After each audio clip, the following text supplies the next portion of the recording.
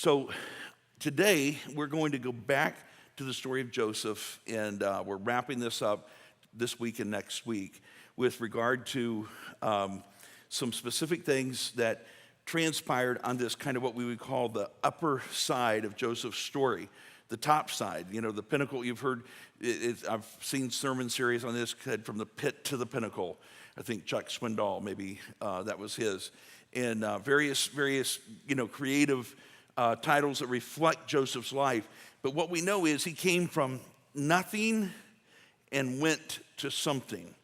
And so one of the things that he went to was a position of power.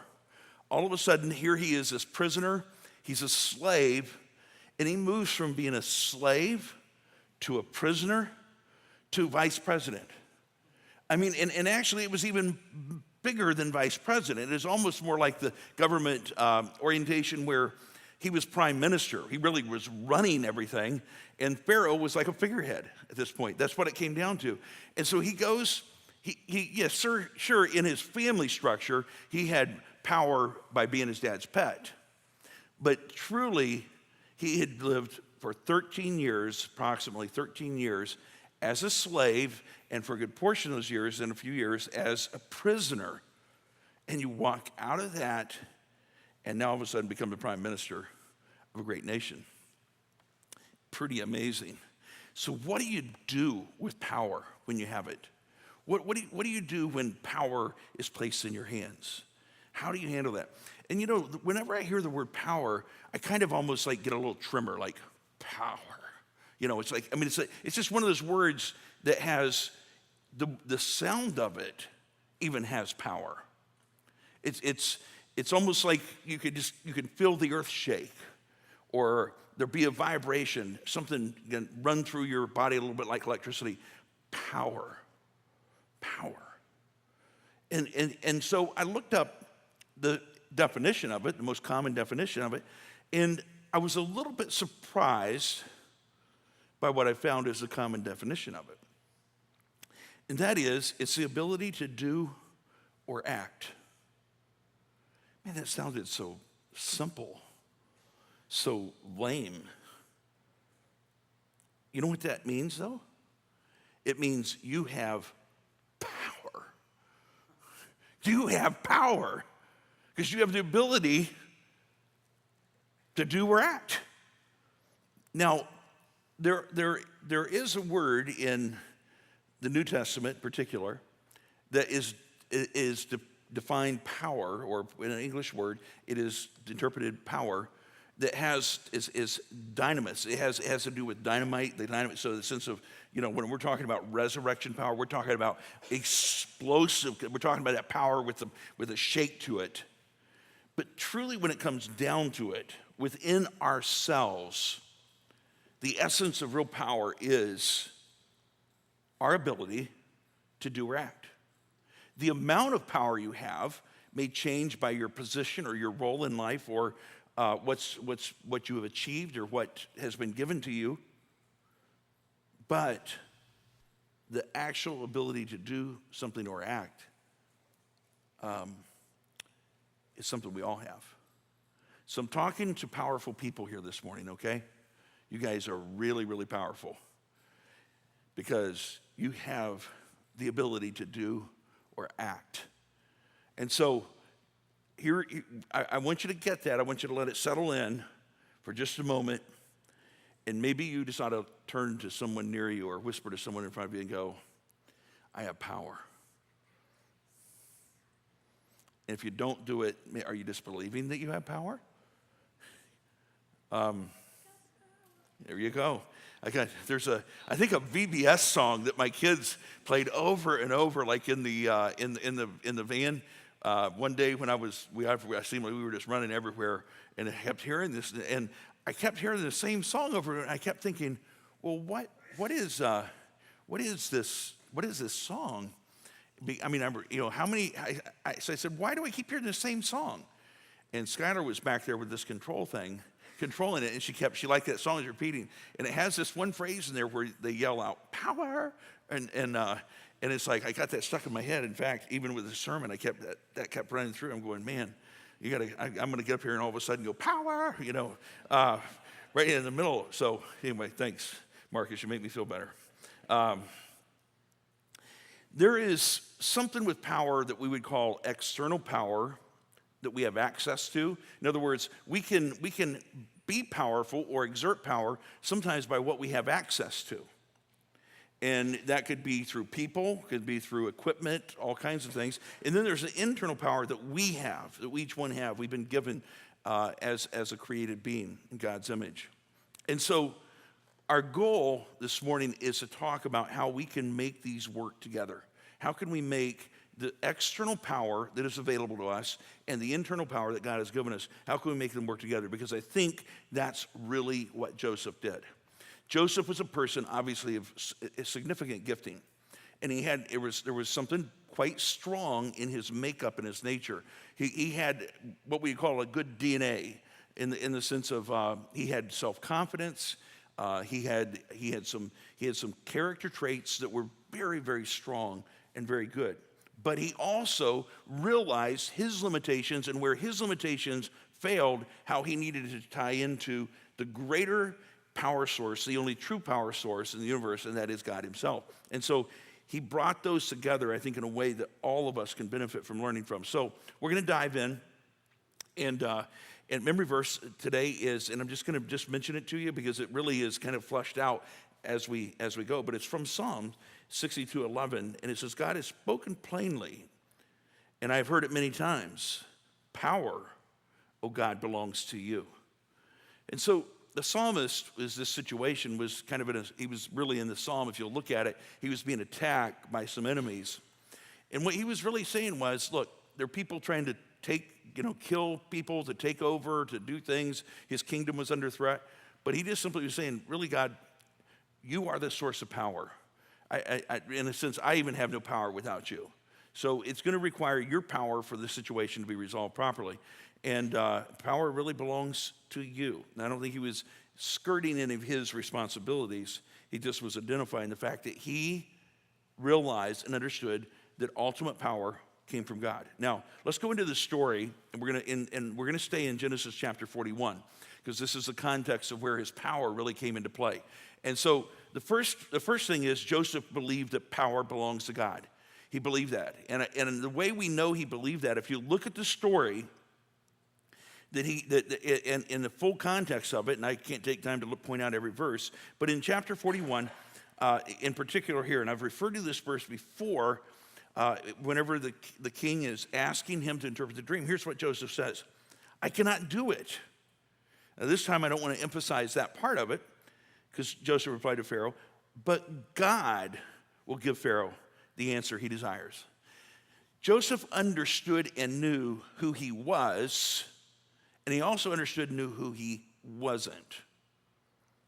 I think that's a very key trait for any of us, to know who we are and to know who we aren't, to know what we're capable of and what we're not capable of.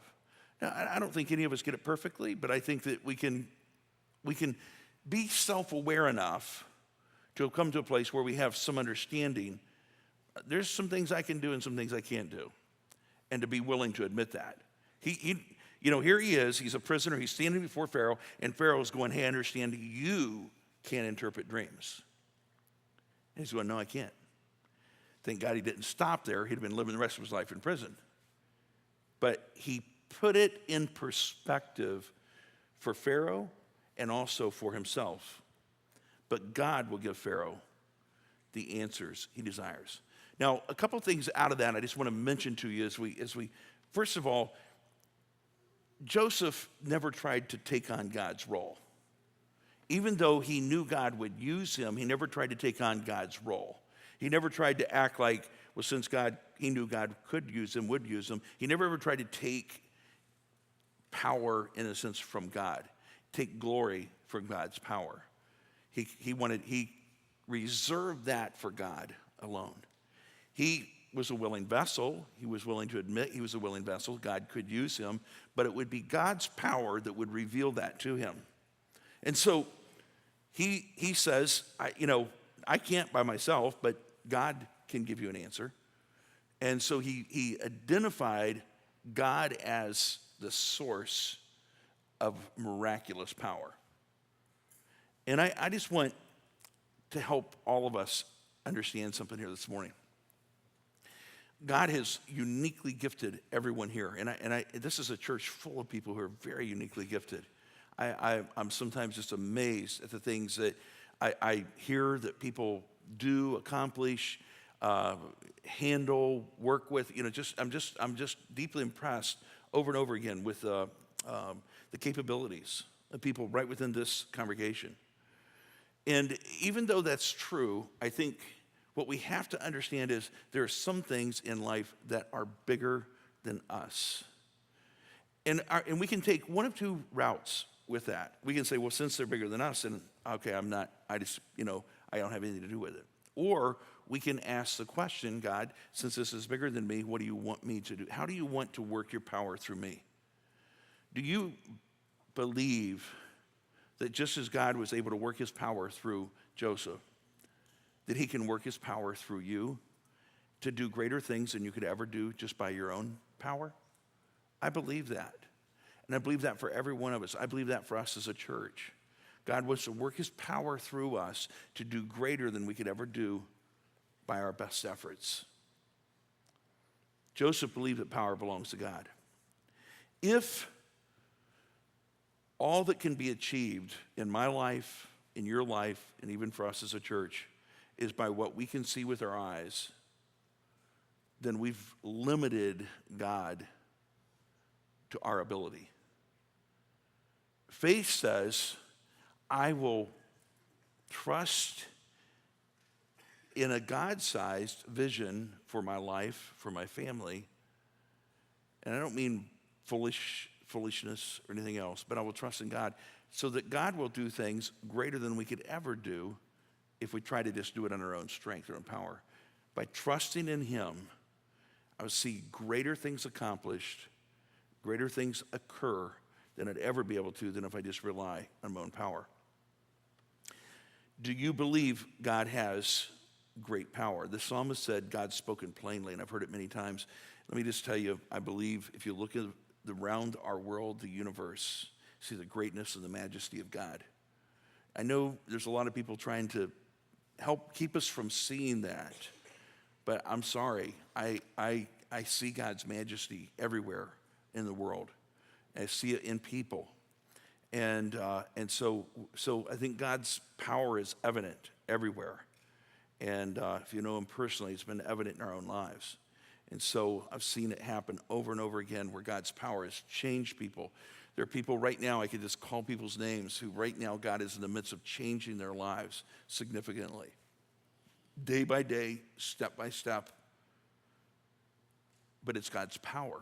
Because in many cases, they've tried many, many times by themselves and failed. Number two, power combined with a plan becomes powerful. Power combined with a plan becomes powerful. Genesis 41, beginning at verse 33, says this, and now let Pharaoh, this is Joseph speaking, who's asked kind of what should we do. Now let Pharaoh look for a discerning, and this is after he'd interpreted the dreams, let Pharaoh look for a discerning and wise man and put him in charge of the land of Egypt. Let Pharaoh appoint commissioners over the land to take a fifth of the harvest of Egypt during the 7 years of abundance. They should collect all the food of these good years that are coming and store up the grain under the authority of Pharaoh to be kept in the cities for food. Now, Pharaoh had just heard the dream interpreted, and in his view, it made sense. It resonates with me. That's the interpretation of this dream. He felt clear that was it. So he asked Joseph, what would he recommend that he do? Now, I don't know if Joseph had an old resume wadded up in his back pocket or anything like that, but it kind of could sound like he wrote his own resume right on the spot. I'd look for a discerning and wise man, and you read down through there and you're like, he's kind of describing himself, but here is what made Joseph a great opportunity before Pharaoh was the fact that he had a plan. I would say here's a here's a problem I think that all of us can have. We can get to a certain point in life where we just kind of quit planning. We quit looking ahead. We quit thinking in terms of what's next. We kind of give up. And because this didn't work and that didn't work and the other didn't work, we just sort of give up and we're just going to kind of coast on, and we're kind of thinking, can I survive till then? Do I have enough to bury me? I need to get that burial insurance and I'll be okay. And I'm just going to coast till I go, you know? And I don't think that's God's plan for us. I don't think it's God's plan for you. I don't think it's God's plan for me. I don't think it's, and we all, I'm not saying it's God's plan for you to go out and, become a notorious person in some way, in a positive way, if the connotation of that allows it. But to be a person of that's well known around the world, I don't think that's the point. The point here is, do you have a plan? Do you have a plan? And yes, all of our plans have to be submitted to God. All of our plans have to, but I think sometimes opportunities come our way and we don't even see the opportunity because we don't even have a plan.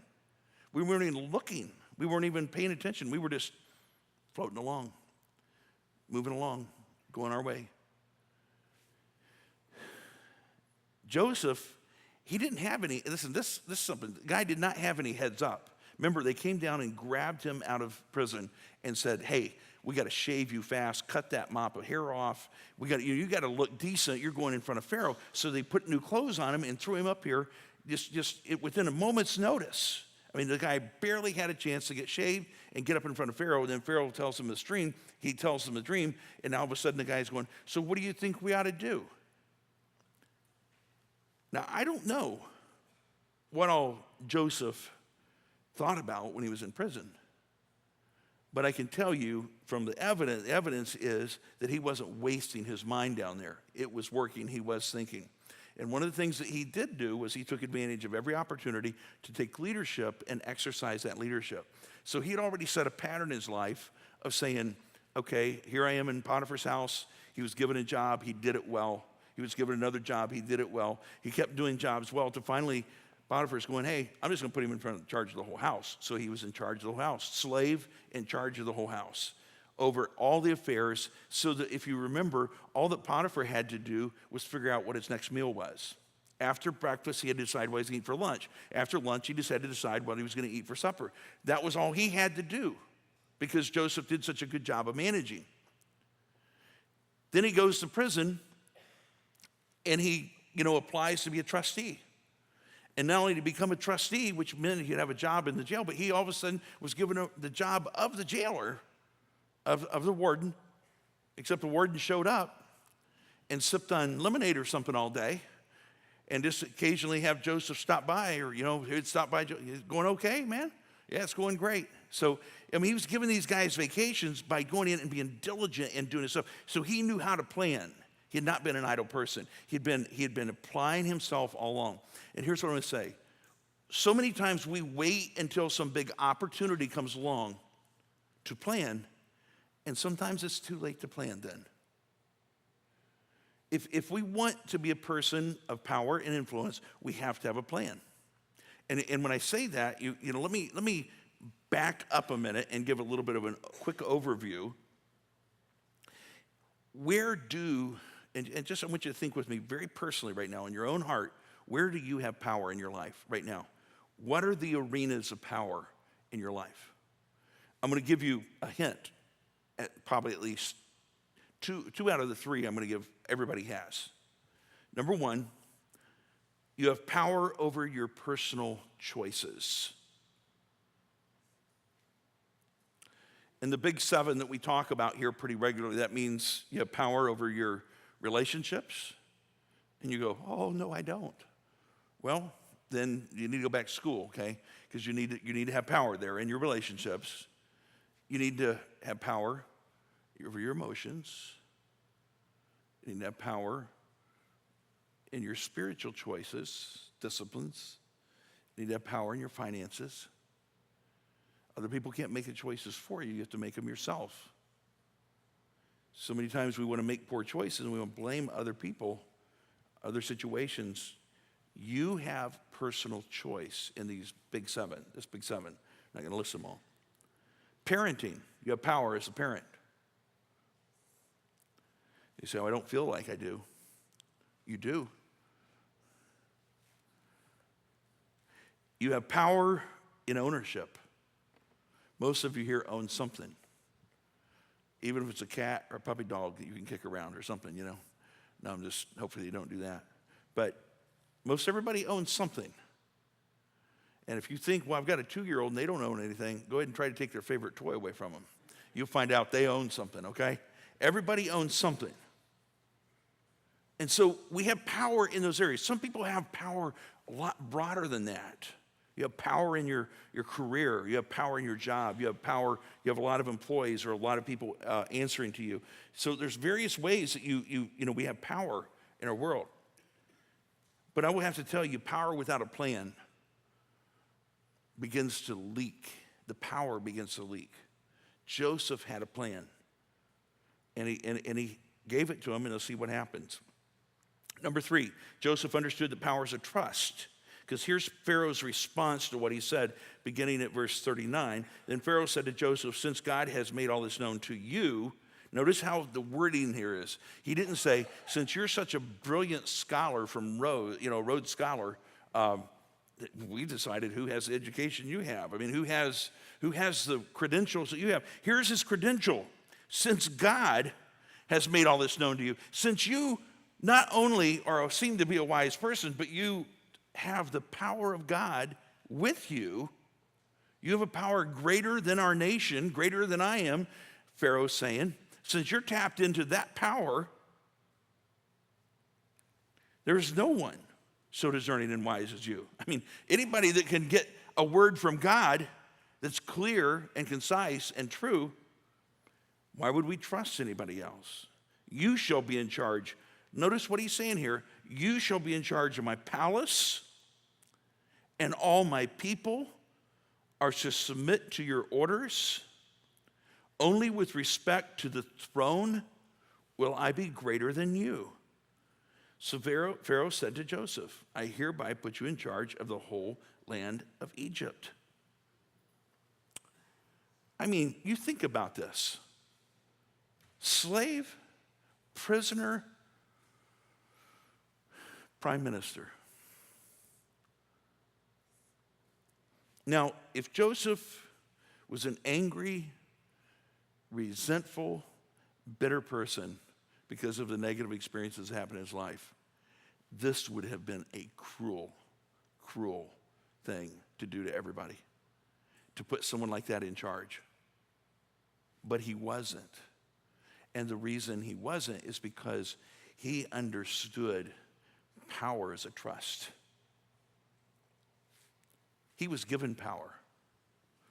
God gave him the power to interpret the dreams. He acknowledged that. Pharaoh gave him the power to be in charge of the land.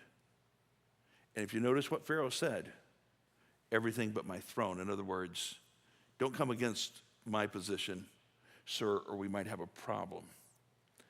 But as long as you leave my position alone, you're in charge.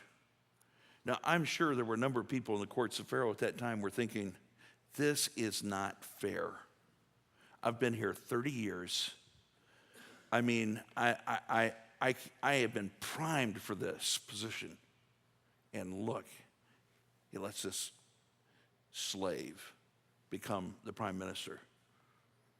Now, we don't know all the inner struggles, but Pharaoh had spoken, and when Pharaoh spoke, it was pretty much a done deal. And so he had spoken, this is what it was, but I believe that Joseph understood powers of trust. Do you know that the power you have over your own life is a trust? And the Bible says that we'll give an account to God for it, how we handle the power of personal choice. What you do with the power of personal choice, we'll give an account to God for that. And so it's very important. If, we can look at someone like Joseph and go, he had this massive responsibility kind of thrown on his lap. Well, all of us have a great responsibility. And great responsibility is that we'll give an account to God for how we handle the power that's been given to us to make personal choices. We'll be accountable to God for how we use our power as parents. We'll be given to God for how we use our power as owners of the things in our lives. We are accountable to God for all those things, because every place of power that we have in our lives, it goes back to an accountability to God because it's been entrusted to us. Do you see the power in your life as something that's a trust from God to you? And I think, again, not to over-correlate here the imagery, but to say that one of the things that God says to us, I've given you great power, just don't try to become God. And most of us have a struggle with that. Most of us wouldn't stand in front of God and go, tell him, I am God, and I want it this way. And it's much more subtle than that. It's just really even how we ignore him, how we go about doing things our own way. Number 4, Joseph uses power to do the right thing.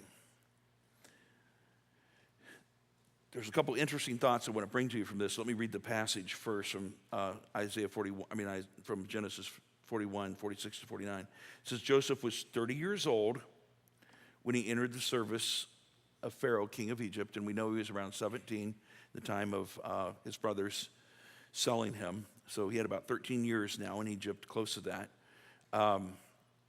Joseph went out from Pharaoh's presence, traveled throughout Egypt. During the 7 years of abundance, the land produced plentifully.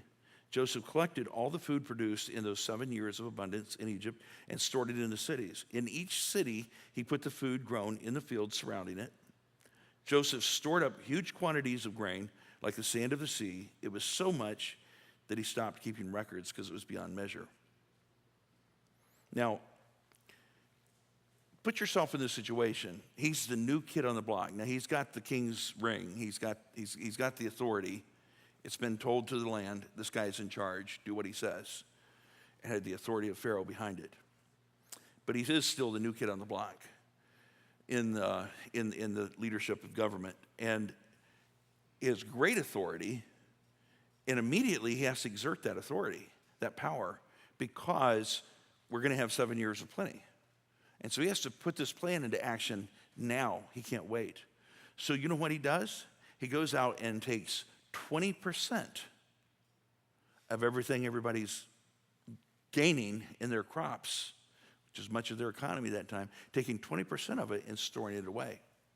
Now, if you were the guy who was, had your door knocked on and said, now listen, we need 20% of your grain from your fields this year. And by the way, we're going to need it for 6 more years. And you were probably going, who elected this fruitcake?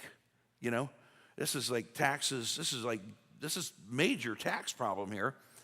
And they go, well, let me explain something to you. See, what's going to happen is we're going to have 7 years of plenty. Then we're going to have 7 years of want. You're going to really be glad we did this. Yeah.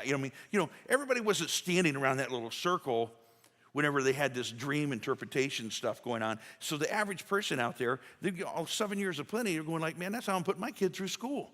That's how I'm doing. I have plans for this. What do you mean? And so I deeply doubt, other than the fact that the way the government ran, they could tell people how to do things and what to do. And so maybe in a sense of being used to that. But I highly doubt everybody received this news as good news and thinking that 20% of their crops was good. And because they weren't there, they didn't hear Pharaoh's dream, they didn't hear his interpretation. And even if they did, they may not believe it and go, this is just simply silliness. We don't know what the future holds. This is crazy. I need to tell you that when you do the right thing with your power, you may not always get a unanimous vote.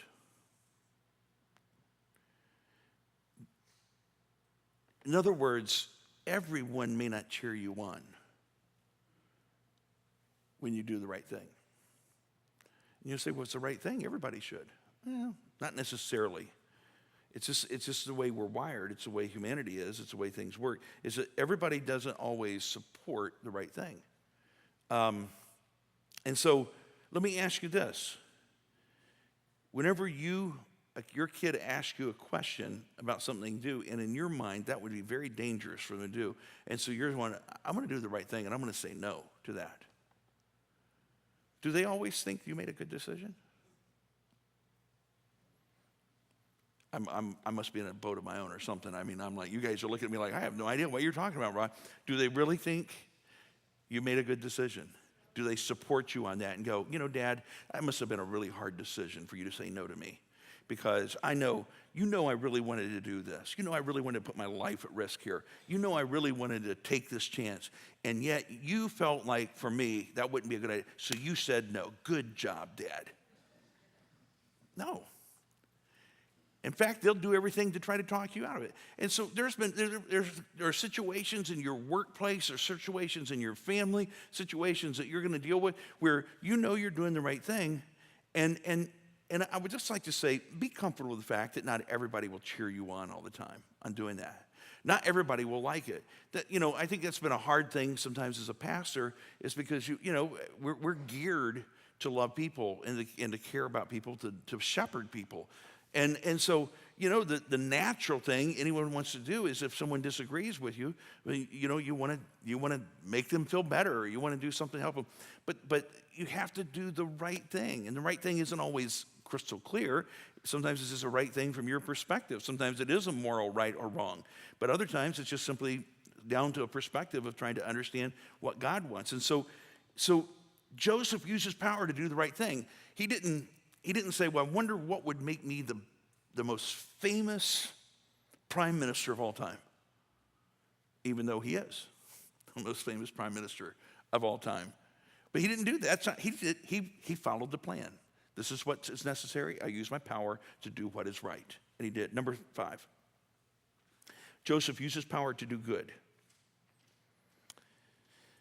The 7 years of abundance in Egypt, reading 53 to 57, the 7 years of abundance in Egypt came to an end, and the 7 years of famine began, just as Joseph had said.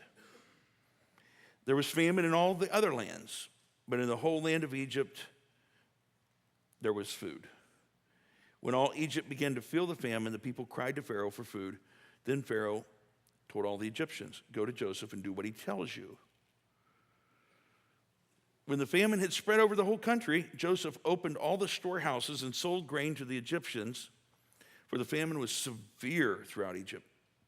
And all the world came to Egypt to buy grain from Joseph, because the famine was severe everywhere.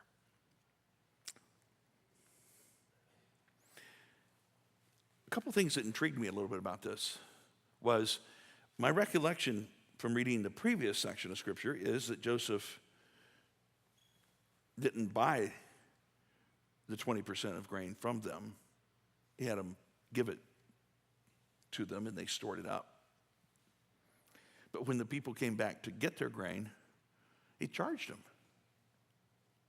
My initial thought was, that's pretty ugly, Joseph. I mean, what are you doing, But, I don't know the answer to this, but what I would say is this. I would say, if you thought you could get all the free food you wanted, you know what most people would have a tendency to do? If they're getting the word out now, hey, that 7-year thing really's happened, and now we're in the 7 years of famine, I'll tell you what I'm going to do. I'm going to go and get enough for my family right now. And so there have been what you call this rush on the bank of food. Everybody trying to get their fair share now.